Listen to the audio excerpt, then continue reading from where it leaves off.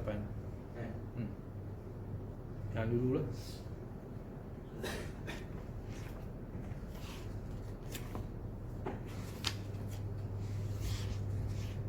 أعوذ بالله السميع العليم من الشيطان الرجيم بسم الله الرحمن الرحيم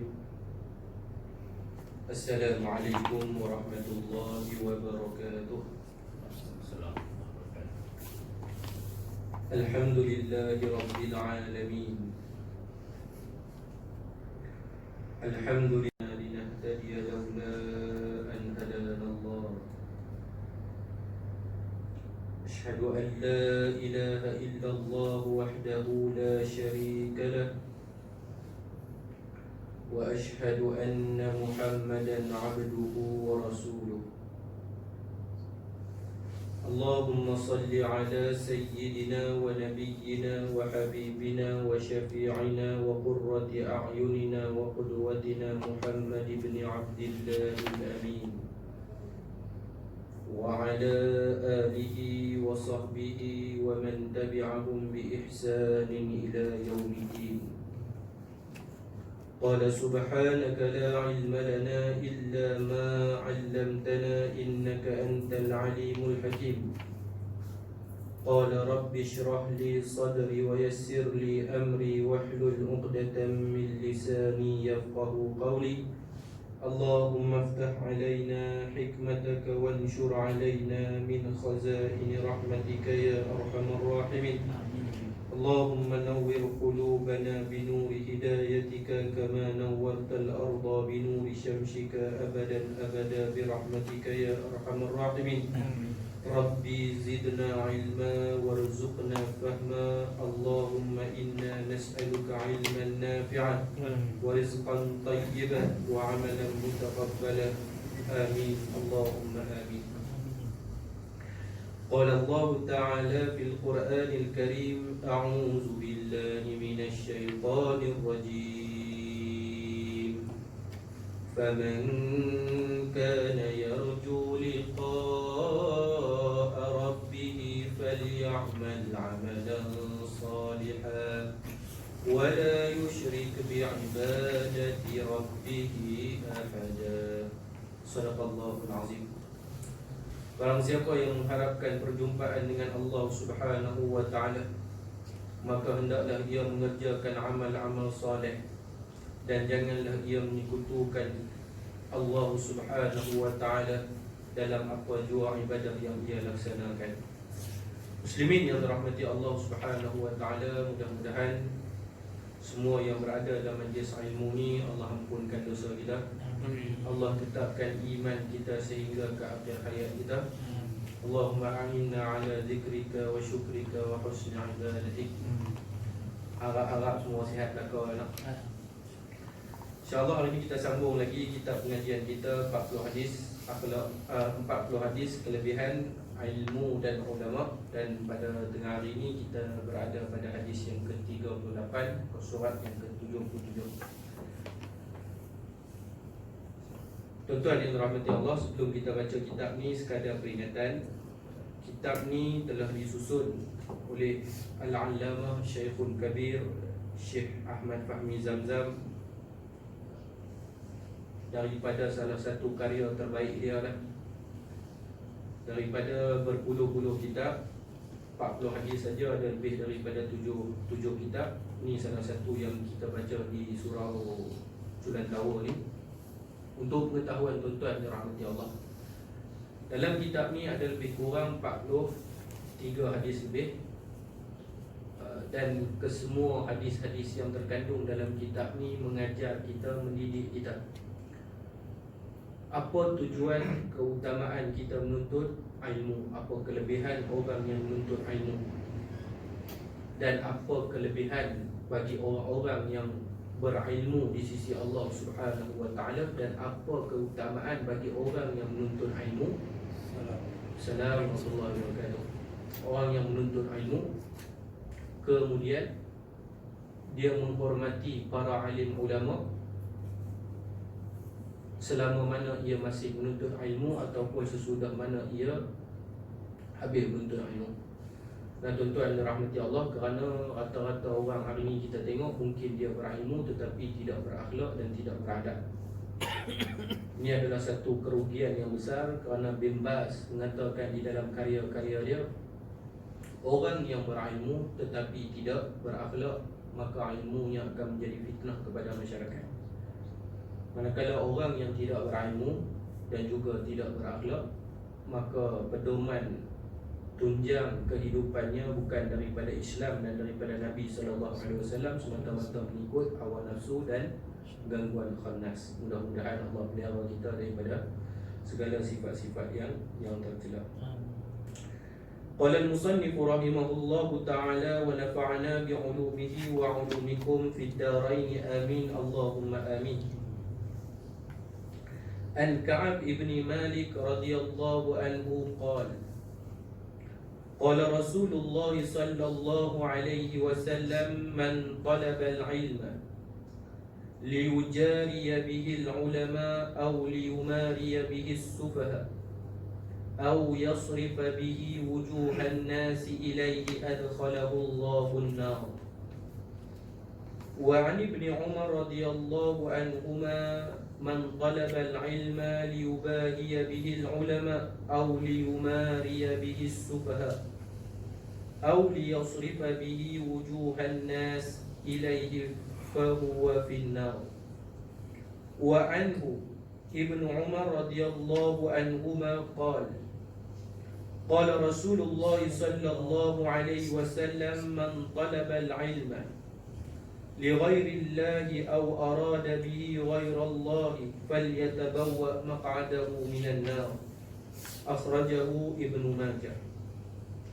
Daripada Ka'ab bin Malik radhiyallahu anhu, katanya bahawa Nabi sallallahu alaihi wasallam bersabda, barang siapa yang mencari ilmu untuk menandingi para ulama atau mengalahkan orang-orang yang jahil, atau untuk memusatkan perhatian manusia kepadanya, maka orang itu akan dimasukkan Allah Subhanahu wa ta'ala ke dalam api neraka. Di dalam riwayat yang kedua daripada Ibnu Umar radhiyallahu anhuma, bahwasanya Nabi sallallahu alaihi wasallam bersabda, barang siapa yang mencari ilmu untuk berbangga-bangga akan para ulama, atau untuk mendebat dengannya akan orang yang jahil, atau untuk memusatkan perhatian manusia kepadanya, maka orang itu juga di dalam api neraka Allah Subhanahu wa ta'ala. Dan di dalam riwayat yang lain juga Ibnu Umar radhiyallahu anhuma, katanya Nabi sallallahu alaihi wasallam bersabda, barang siapa yang menuntut ilmu bukan kerana Allah, atau mengkehendaki ia dengan ilmunya itu akan yang lain daripada Allah Subhanahu wa ta'ala, maka hendaklah ia mengambil tempatnya di dalam api neraka Allah Subhanahu wa ta'ala. Hadis riwayat Ibnu Majah. Keterangan dalam kitab. Ikhlas merupakan ruh bagi setiap ibadat yang kita laksanakan. Apa sahaja ibadat, kalau dilaksanakan dengan tidak ikhlas, maka hasilnya ialah kosong. Termasuklah mencari ilmu agama atau mengerjakannya. Kalau tidak ada ikhlas, maka tidak ada nilainya di sisi Allah Subhanahu wa ta'ala. Di dalam hadis ini disebutkan beberapa contoh tujuan yang lain daripada keredaan Allah Subhanahu wa ta'ala, seperti belajar agama dengan tujuan ia akan dapat mengatasi para ulama. Yang lain, atau dengan tujuan membanggakan diri di hadapan orang-orang yang jahil, atau dengan tujuan mengumpulkan harta benda dunia, atau dengan tujuan menumpukan perhatian manusia terhadap dirinya, maka tujuan-tujuan ini semuanya merupakan tujuan keduniaan yang rendah, yang sudah tersimpang daripada mencari keredaan Allah Subhanahu wa ta'ala. Maka dari kerana itu Allah Subhanahu wa ta'ala mengancam orang yang mempunyai tujuan-tujuan buruk ini dengan siksaannya yang pedih di dalam api neraka. Kenapa Allah Subhanahu wa ta'ala menyiksa mereka dengan sedemikian? Kerana mereka menyalahgunakan tujuan suci daripada mencari ilmu agama itu. Ilmu agama itu sesuatu yang sangat mahal sekali. ilmu agama itu hanya digunakan untuk beribadat dan mencari keredaan Allah Subhanahu wa taala, atau dalam bahasa lain tujuan belajar ilmu agama ialah untuk dijadikan sebagai jambatan yang menyampaikan kita ke dalam syurga yang tak ternilai harganya. Jadi bila ada orang yang menjadikan ilmu agama itu hanya menjadi jambatan untuk mendapatkan keduniaan, maka orang itu sebenarnya telah menghinakan ilmu agama itu sendiri.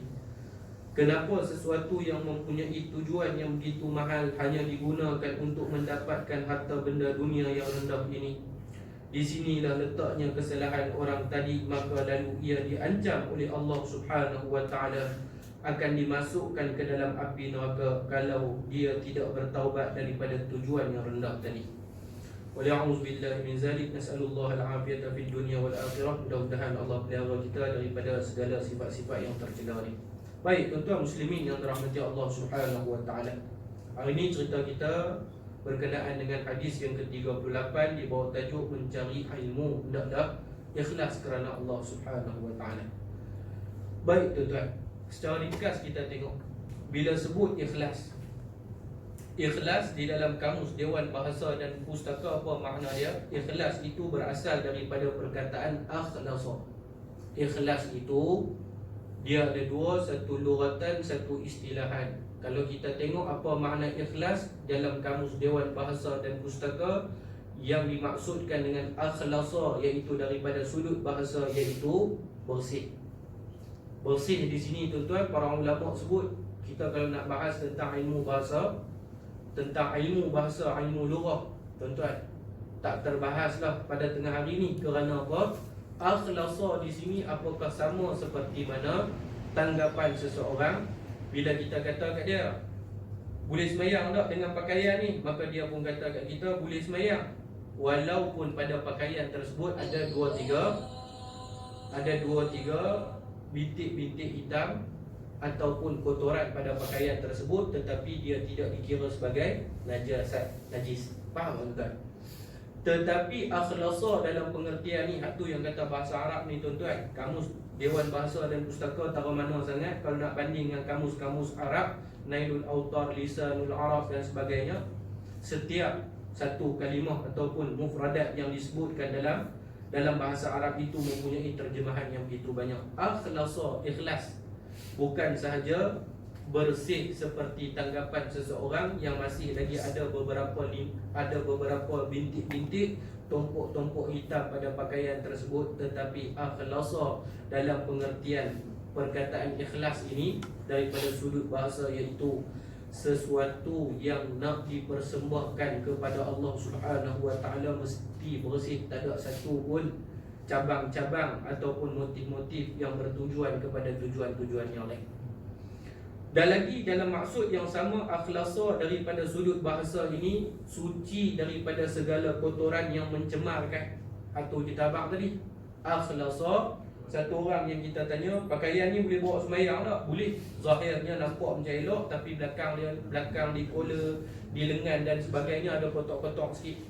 Tapi tuan-tuan ingat, Al-Hafiz Ibn Katsir menyebut di dalam kitab dia, ikhlas itu adalah satu amalan yang tidak dapat dilihat daripada mata kerana ia bermula daripada dalam hati, tuan-tuan. Ini penting. Ikhlas ni, kata Al-Hafiz Ibn Katsir, antaranya lagi Imam Qurtubi pun menyatakan benda yang sama, sesuatu amalan yang bukan didahulukan dengan perbuatan, tetapi sesuatu amalan yang didahulukan dengan hati dulu. Sebab tu kata Umar bin Al-Khattab radhiyallahu anhu dalam sepotong hadis yang lain, setiap yang dilakukan oleh seseorang itu mestilah didahulukan dengan niat. Mustahil seseorang itu melakukan satu perkara tanpa niat. Atau yang hadis Nabi yang lain, kata Rasulullah sallallahu alaihi wasallam, hadis ni pun riwayat daripada Umar bin Al-Khattab radhiyallahu anhu, innamal a'malu binniyat wa innamal likulli imri'in ma nawa. Bila sahabat-sahabat nak berhijrah pergi ke Madinah, ada di kalangan sahabat yang berhijrah dengan tujuan nak berniaga, ada di kalangan sahabat berhijrah dengan tujuan nak berkahwin dengan perempuan-perempuan Madinah. Siapa pun tak tahu tuan-tuan. Siapa di kalangan sahabat yang tahu masing-masing duk ingat, oh depa ni nak berhijrah sebab duk kena godam teruk sangat duk di Mekah. Pasal apa yang kalut sangat sahabat nak berhijrah ni? Pasal duk di Mekah susah nak mengamalkan Islam. Zahirnya nampak benda tu, tapi dalam hati sahabat ni ada juga tak boleh nak kahwin dengan perempuan Madinah, melainkan bermastatin di Madinah zaman tu juga. Maka niat pertama dia nak berhijrah kerana apa? Falyatazawwaj, dia nak kahwin. Tak ada pun Nabi pergi tanya kat hati dia. Nabi pergi duduk kat dada sahabat, dengar pasal apa hati ni, kata tak ada tuan. Tapi wa ilhamam malaikatal muqarrabin, kerana Nabi sentiasa mendapat ilham, pemberitahuan daripada Allah, bimbingan daripada para malaikat. Tu Nabi tahu, Nabi kata apa? Innamal a'malu binniyat. Siapa yang hari ni dia nak keluar berhijrah daripada Mekah ke Madinah kerana dia nak kahwin, dia tak dapat pahala berhijrah kerana Allah Subhanahu wa taala. Itu tuan. Itu hak ni yang akhlasa ni. Bukan sahaja bersih seperti tanggapan kita, bersih tak baju ni, bersih tuan, tapi ada daki-daki ketiak kita sikit, peluk kita kat kola ni sikit. Hak ni yang nama kata pakaian, tetapi ikhlas yang ada di dalam hati tak boleh ada macam tu. Ada macam tu sahaja, maka amalan itu tidak diterima oleh Allah Subhanahu wa taala. Manakala daripada sudut istilahan pula, berkata para ulama, ikhlas itu adalah semua amalan zahir dan batin yang dilakukan semata-mata demi mengharapkan keredaan Allah Subhanahu wa taala, dengan tidak menyekutukannya dengan sesuatu yang lain. Ini penting tuan. Banyak orang dia di mulut cakap ikhlas, tetapi tuan-tuan, daripada perbuatan dia tu ada matlamat-matlamat yang tertentu. Ramai tak ramai orang yang semayang tuan-tuan. Satu contoh kita ambil. So contohlah dalam keadaan sekarang ni tuan-tuan, kita tengok Allah Ta'ala uji manusia di keliling kelalang dengan berbagai-bagai ujian. Kita yang duduk di Malaysia ni syukur banyak-banyak tuan-tuan. Syukur kepada Allah dalam keadaan macam-macam berita kita dengar, tapi masih lagi kerajaan mampu untuk nak tolong. Satu contoh kita ambil tuan-tuan. Masa duk jadi teruk awal-awal PKP hari tu bulan 3, tuan-tuan tahu tak, geng-geng mutawif yang duduk di Mekah ni kira tunggu masa nak mati lah. Bahasa senang kita tak, tunggu masa nak mati lah. Yalah, macam mana tak tuan-tuan, kita kerja di Malaysia ni, termasuk saya pun yang kerja dengan Record Travel ni, kita gaji bulan. Depa di sana gaji hari. Sejak daripada lockdown lagi, kes di Saudi kebanyakan dia adalah kes foreigner, kes luar negara, bukan kes tempatan. Jadi Saudi ni tuan-tuan, dia buat undang-undang mana-mana orang yang bukan rakyat Saudi, dia tak boleh keluar rumah bekerja apa sahaja tuan-tuan lebih daripada 100 meter. Tak boleh keluar rumah lebih daripada 100 meter. Bukan sahaja benda tu, bahkan diperketatkan undang-undang. Apa undang-undang yang diperketatkan? Keperluan harian yang nak beli apa semua, beli di kedai-kedai terdekat. Inilah tuan-tuan, bila orang Islam hari ni tak rasa kepentingan tolong sama-sama orang Islam, tuan-tuan kedai pula masa ni nak ambil kesempatan nak bagi kena kat orang-orang luar ni, harga barang naik melampau-lampau. Bawang sampai RM30 sekilo. Tuan, muslimin yang dirahmati Allah, geng-geng ustaz di sana, kalau di Record Travel ni bukan umur saya tuan-tuan, kebanyakan dia umur ayah-ayah saya, 56, 57, 60. Hasbunallah wa ni'mal wakil. Bila jadi benda ni, bulan puasa depa pun SMS, tak ada ke ustaz siapa-siapa bagi zakat, kami ni betul-betul dah teruk dah. Mula kita ingat skamer tuan-tuan, pasal dia bagi nama dia, nombor akaun lain. Depa ni orang ada orang Malaysia, ada orang Thailand, ada orang Indonesia. Saya on the way tuan-tuan, lagi 2 hari nak raya pergi Lengging, buat video call dengan salah seorang ustaz, umur 57 tahun, isteri 2 orang. Masa boleh kerja tuan-tuan, depa ni punya kerja, depa ni punya gaji sehari. Memang ustaz-ustaz Malaysia ni kena tiang lah. Sebab travel bayar bukan ikut bulan, bayar ikut perkhidmatan. Sekali bawa tawaf RM250. Tak kira lagi side income yang dia duk bawa orang tolak. Sehari tuan-tuan, income depa di sana lebih daripada RM1,000 Saudi. Jadi benda ni, apa income pun tak ada, simpanan pun tak ada, kerakyatan pun tak ada, kerajaan pun tak tolong. Daripada bulan 2 sampai Ramadan, tiap-tiap hari minum air. Tuan-tuan cuba fikir ni, tak cerita benda ni. Kita buat video call tuan-tuan, saya tengok Ustaz Syarif ni terkejut dah. Saya ingat dia ni Safid ke menentang apa. Tu dia mata semua masuk dah butuh tuan. Tanya berapa jadi begini Ustaz? Ana pun tak tahu nak cakap lah Ustaz. Ada apa bagi anak isteri dulu. Kita tak apa lah Ustaz. Kita tak apa. Tiba-tiba tuan-tuan, kami yang collect 5-6 orang ni collect, dia dah tak tahu lah nak buat cara apa. Contoh ni kita nak kata apa, setiap amalan zahir dan batin yang dilakukan semata-mata kerana Allah. Kita collect dapatlah 500-600 tuan-tuan, kita bagi. Dia yang dapat duit ni nak kata terima kasih tu tuan-tuan, rasanya tak cukup dengan perkataan terima kasih yang dia nak kata kita tu. Tuan faham tak situasi ni?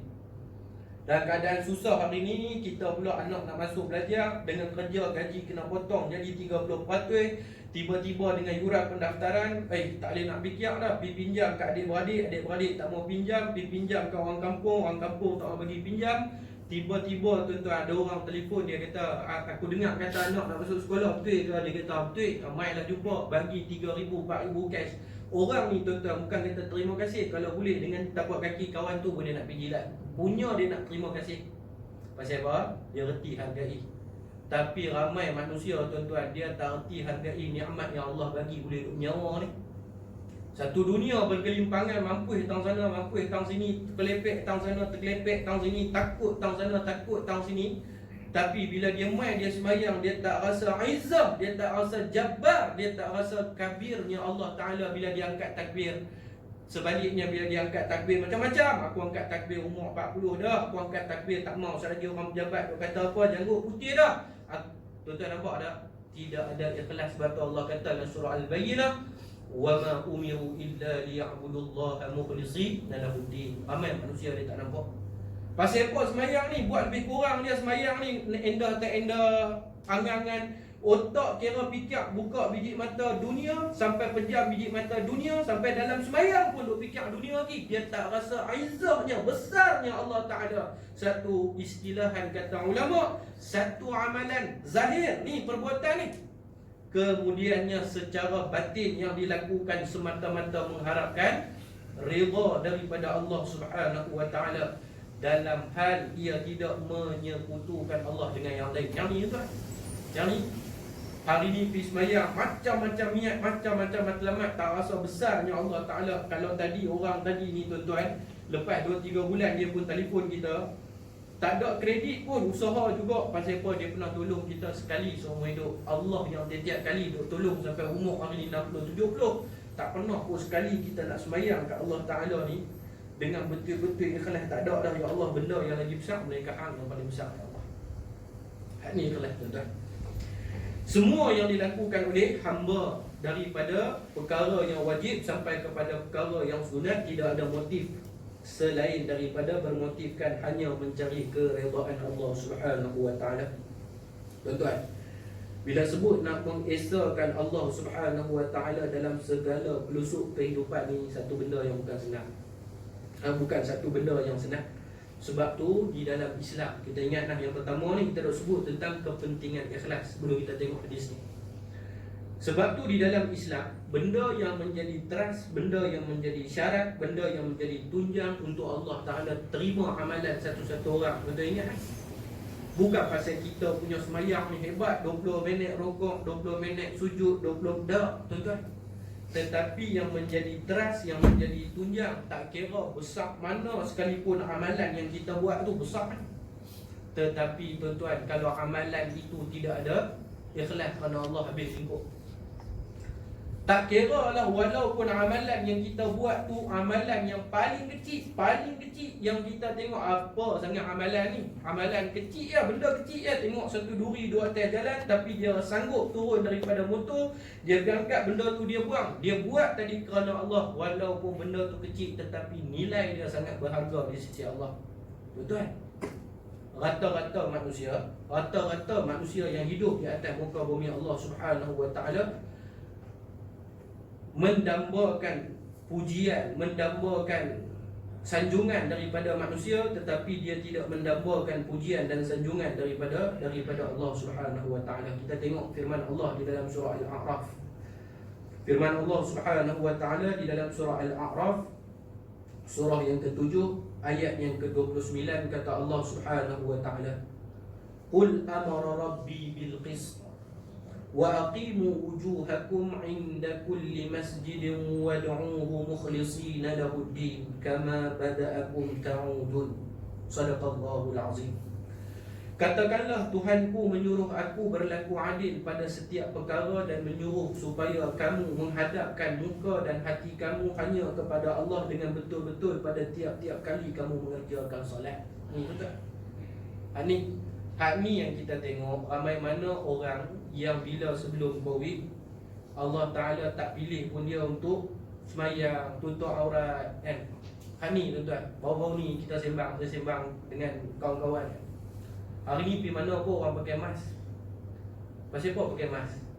Balik pergi mana orang pakai mask. Tadi saya nak keluar tuan-tuan, jiran sebelah rumah saya pun balik KL ni. Ini ustaz, mask mana mask? Ni ada dalam poket, tak pakai pun. Tak sajalah tuan-tuan, saya tanya tuan-tuan, hari ni orang ramai pakai mask sebab apa pakai mask? Ada orang niat dia pakai mask tu sebab tak mau penyakit tu ya. Tapi majoriti orang yang tak mau pakai mask ni sebab tak mau kena saman.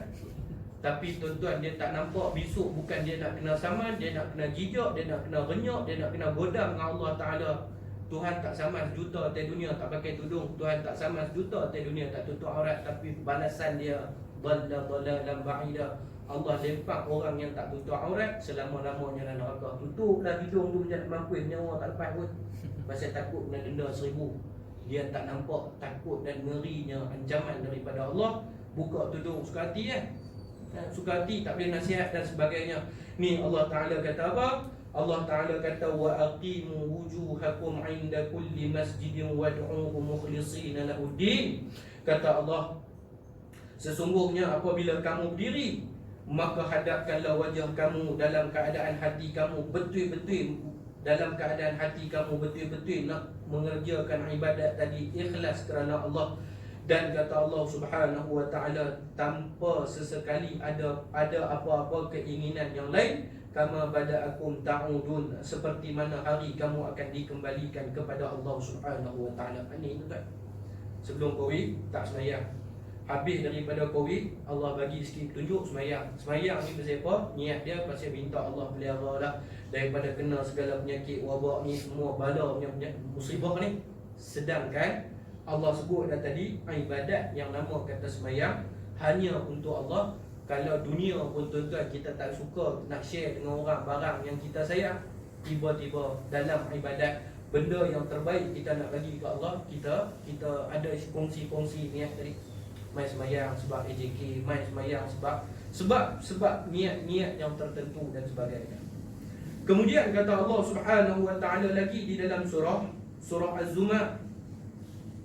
Allah berfirman di dalam surah Az-Zumar pada ayat kedua dan pada ayat yang ketiga, kata Allah Subhanahu wa taala, a'udzubillahi minasyaitonir rajim.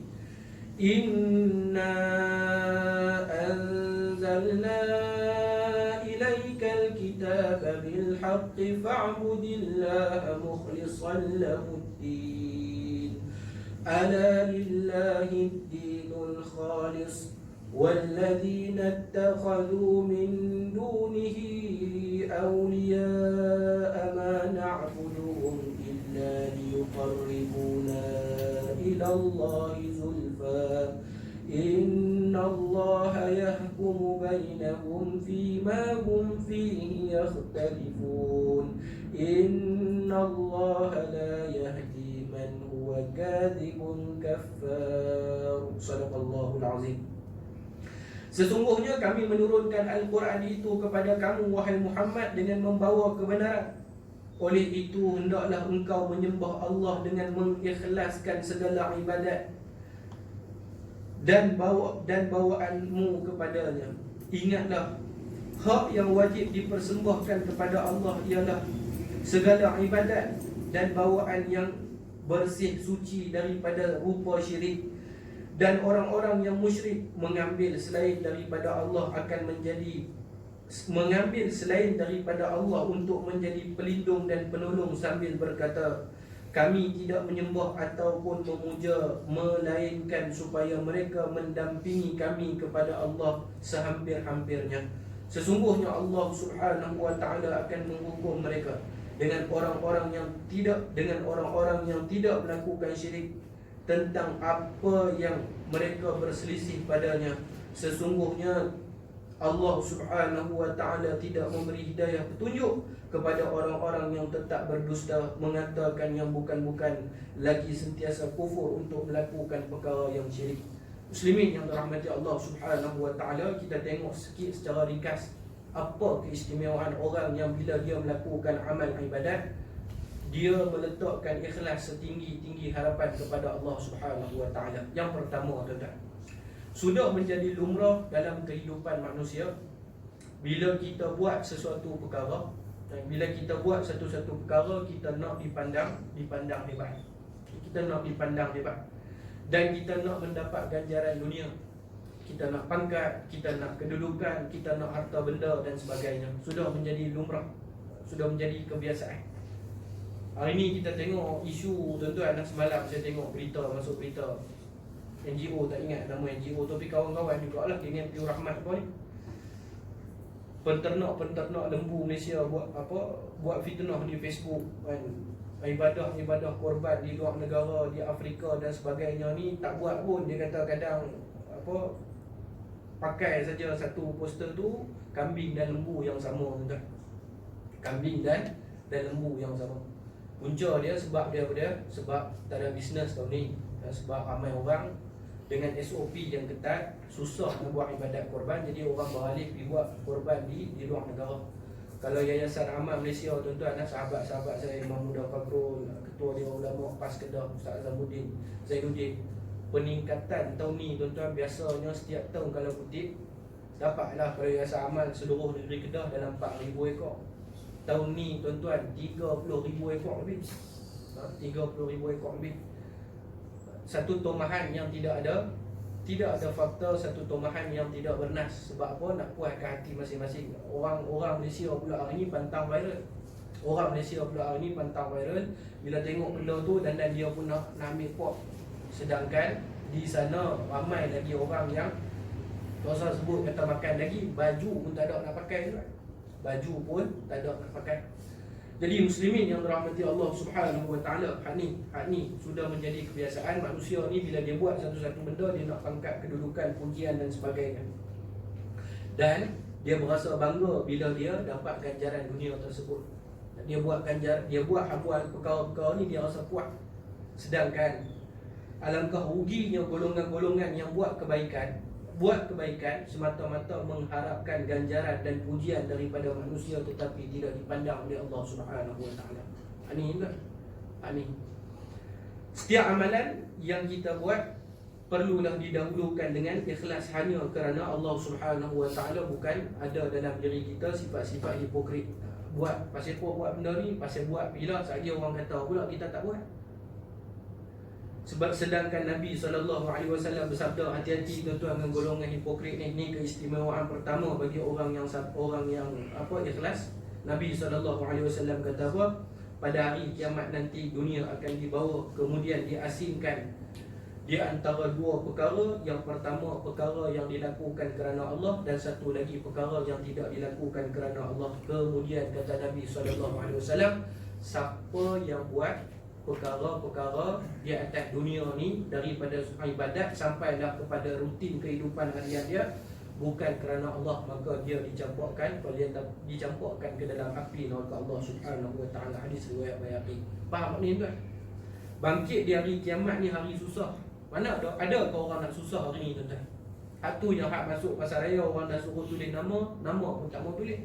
Sedangkan tu kita sebut sebagai jihad kita pada masa sekarang. Tu buat ketegak, tak faham bahasa dah. Susah tuan cakap dengan orang ni. Dia duk buat ketegak ikut kepala dia aja. Dia tak faham masalah mudarat yang akan berlaku di hari kemudian. Sama lah macam hari Jumaat pun, orang dah pesan bawa sejadah, pakai topeng, dia duk buat keras kepala dia. Dia ingat dia betul, sedangkan dia tak betul. Tuan-tuan yang dirahmati Allah Subhanahu wa taala, hari ni kita sebut hari mahsyar, bangkit di padang mahsyar tu satu benda yang cukup dahsyat lah. Susah dia bukan sahaja susah, bukan sahaja berimpit-rimpit, manusia pijak atas kaki manusia, macam-macam punya gambaran, raplah macam-macam punya gusar, gundah gulana. Tiba-tiba kata Allah, dalam masa sebelum amalan manusia dihisap, Allah Ta'ala perlihatkan kepada manusia, semua makhluk yang duduk di mahsyar, ni lah dunia. Tiba-tiba ada dua benda yang Allah nak perasing daripada dalam dunia. Yang dulu kita duduk, kita hidup, kita makan, kita pakai, kita berjalan, kita semayang, kita bayar zakat, kita puasa, kita tutup aurat, segala-galanya Allah nak perasing. Yang pertama, tutup aurat pasal siapa? Tutup aurat pasal macam-macam pasal, macam-macam sebab. Weh, ni nak kiamat dah ni. Tutup aurat bukan kerana Allah. Tutup semayang kerana apa? Kerana sakit, macam-macam sebab. Allah Ta'ala kata di atas lidah Nabi SAW, Allah perlihatkan dua benda diasingkan daripada dunia. Satu, amalan manusia yang dibuat kerana Allah. Ni diletak di bahagian kanan. Tiba-tiba satu lagi, amalan yang manusia buat atas dunia ni kerana apa? Kerana tak mau orang kata, buat juga korban. Saja orang kata dah duit banyak, rumah besar, buat pergi. Dia semayang juga, dia bagi salam juga, tak bagi salam kat dia, orang kata baru balik haji pula. Dia buat ni bukan kerana Allah. Allah perasing, bukan takat perasing, bukan takat tolak saja amal tu. Yang lagi bahaya, kata Nabi SAW, dia dengan amal dia, dua-dua Allah lempak masuk dalam neraka Allah Subhanahu Wa Taala.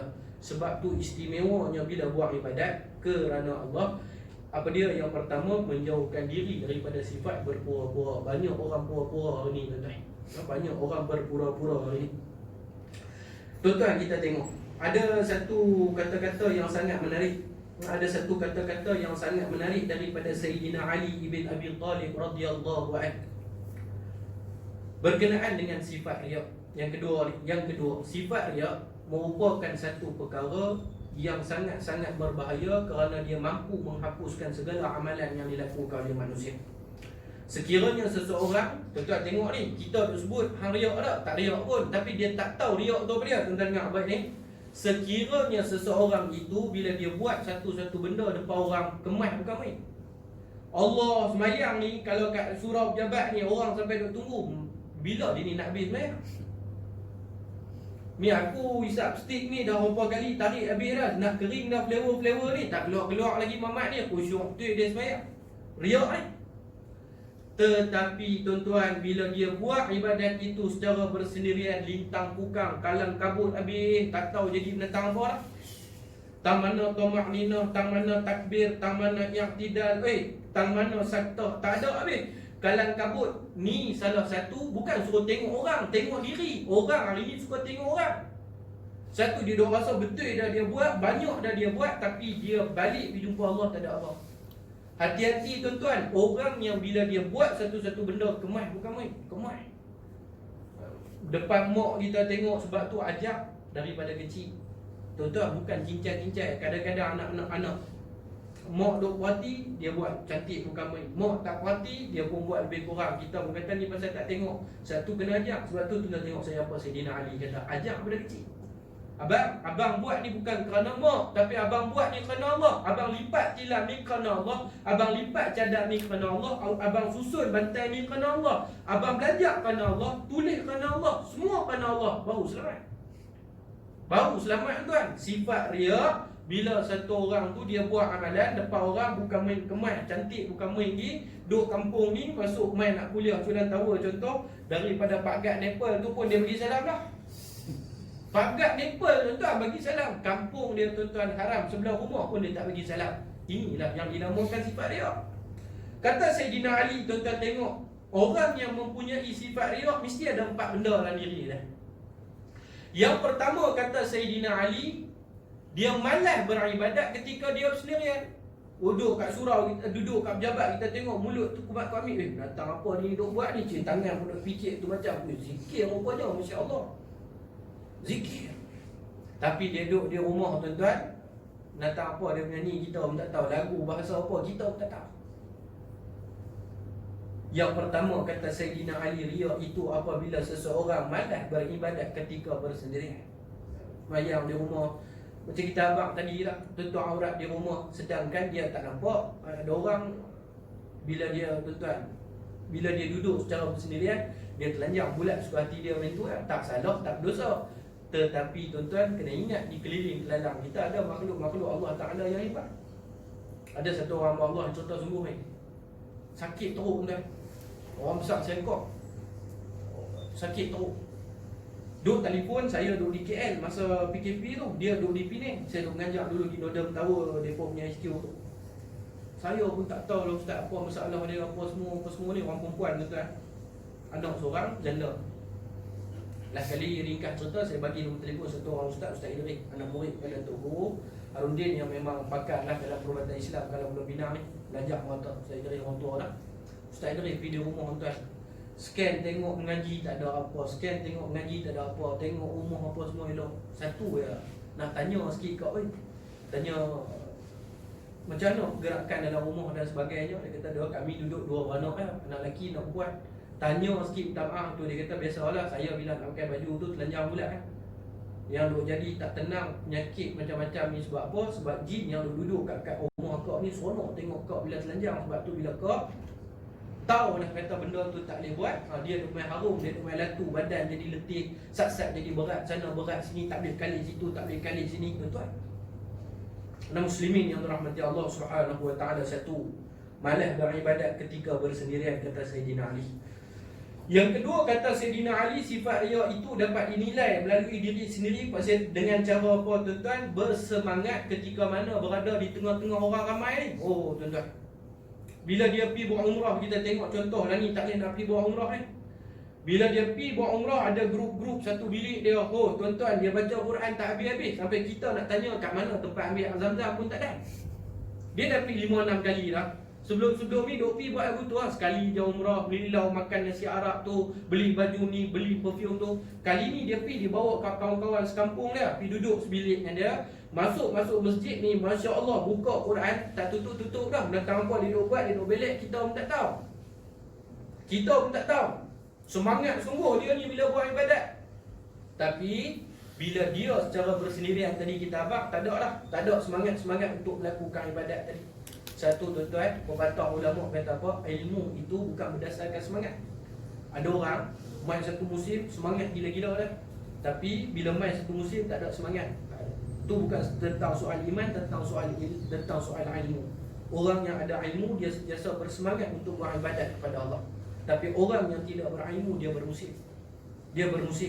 Tuan-tuan yang dirahmati Allah. Yang ketiga, kata Sayyidina Ali, orang yang riya bila bertambah amalnya jika dipuji. Oh, orang puji bagus lah dia faham main mengaji, duduk depan sungguh. Lepas ni bukan depan, bawah meja dia duduk tuan.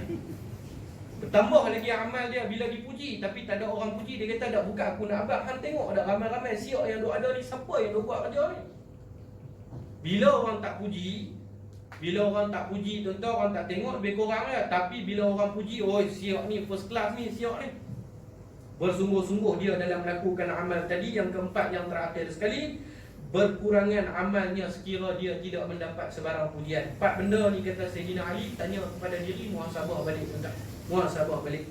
Nah, sebab tu riya, sebab tu bila kita sebut ikhlas, apa keistimewaan orang yang ikhlas? Ikhlas mampu membunuh sifat riya. Sebab tu kita ingat tuan-tuan, setiap orang yang melakukan ibadat kepada Allah Subhanahu wa taala, dia buat ibadat kepada Allah tidak lain dan tidak bukan dia mengharapkan redha daripada Allah. Tapi tuan-tuan kena ingat, bukan setiap hari kita buat ibadat kita boleh dapat kesempurnaan. Bukan setiap hari kita buat ibadat boleh dapat kesempurnaan. Hari ni setengah 40 minit dalam majlis ilmu, perfect, dapat catat tu, catat ni, faham tu, faham ni, terbaik. Hari ni daripada jelek biji mata tadi, dapat sembahyang sunat fajar. Ada hari tak boleh, tapi kita buat semua tu kerana Allah. Sebab tu tuan-tuan kena ingat, orang yang bersemangat, bila semangat angat-angat tiap ayam 2-3 kali duk telajak, tak boleh buat, tak ada orang. Tetapi apabila dia buat kerana Allah, berpandukan kepada ilmu yang kita nak cerita, tak ada cerita ni, tuan-tuan, dia tahu dalam hidup ni ada pasang surut dia. Bukan hari-hari kita boleh buat ibadat tu perfect, bukan hari-hari kita boleh buat ibadat tu terbaik tuan-tuan, tidak.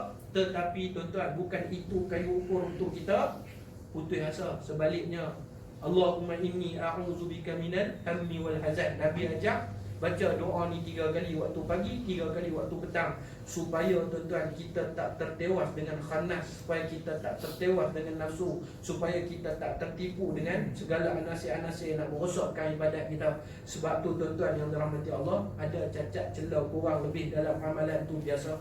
Sebaiknya bila kita buat ibadat tadi ikhlas kerana Allah, tidak ada kekecewaan, kita terus bangun berusaha sedaya upaya untuk mengorak langkah demi mencari redha Allah Subhanahu wa taala, agar di hari-hari yang akan datang kita dapat lakukan dengan lebih baik lagi, membentuk jiwa yang kentang. Dan yang terakhir sekali, apa keistimewaan orang yang ikhlas?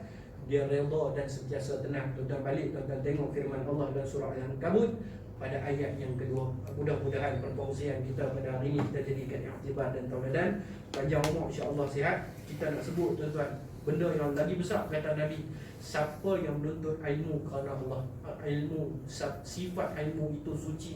Tiba-tiba hari ini ramai orang menodai kesucian ilmu itu dengan niat-niat yang tak betul, dengan perkara-perkara yang tak betul. Pergi mengaji hadis, nak debat dengan grup tu, pergi mengaji hadis, nak post dalam Facebook ni, inna lillahi wa inna ilaihi raji'un. Ni cerita akan datang, sangat menarik tuan-tuan. Apa yang baik itu daripada Allah, yang lemah, yang silap, yang salah, dari kesilapan dan kelalaian diri saya sendiri. Saya susun 10 jari, minta ampun, minta maaf banyak-banyak. Ikut Quran kasar. Kita tutup majlis dengan tasbih kafar dan surah Al-Asr. Subhanakallahumma wa bihamdika, asyhadu an la ilaha illa anta, astaghfiruka wa atubu ilaik. Wal 'asr innal insana lafi khusr illa alladhina amanu wa 'amilus salihati wa tawassaw bil haqqi wa tawassaw bis sabr. أعوذ بالله السميع العليم من الشيطان الرجيم. بسم الله الرحمن الرحيم. رضينا بالله ربا، بالإسلام دينا، بمحمد نبيا ورسولا. اللهم إنا نسألك علما نافعا ورزقا طيبا وعملا متقبلا. يا اللهم اختم علينا بحسن الخاتمة ولا تختم علينا بسوء الخاتمة. ربنا آتنا في الدنيا حسنة وفي الآخرة حسنة وقنا عذاب النار. الحمد لله رب العالمين.